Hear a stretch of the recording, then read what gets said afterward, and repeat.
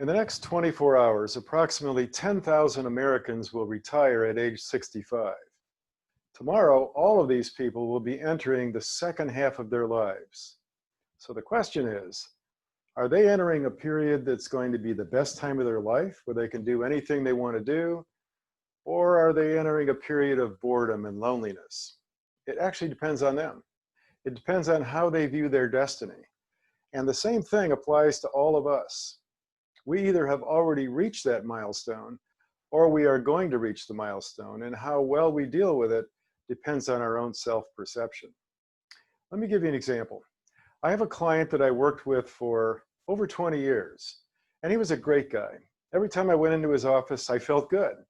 He was always kind of bubbling with enthusiasm. And if I ever needed to get something done, he was the guy to go to. He knew everybody in that company, and he knew exactly where to go to get a problem solved. But one day I walked into his office and he was really down. All the bubbles in his bubbly personality were gone. And I looked at him, I said, "What's the matter?" He looked up with kind of a sad face and he said, "Bud, this is the last day I'm going to be working with you." I said, "Why?" He said, "Well, I just turned 65 and the company told me I have to retire." I was shocked. I said, "Wow, what are you going to do now?" And he said, "I have absolutely no idea." Turns out his job was his life. I mean, everything sort of revolved around his job, and now the job was gone and there was a huge void in his life. But you know what? Life is not essentially over at age 65.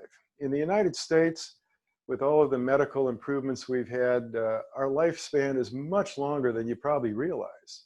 So at age 65, you could still have another 20, 30, even 40 productive years left.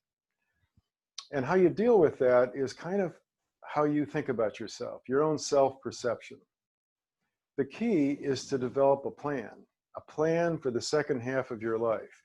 And the key to that plan is to have a purpose, some goal, something you'd like to accomplish during the second half of your life. You know, is there something you've done in your life that you were really proud of? Is there something that made you feel alive and sort of productive?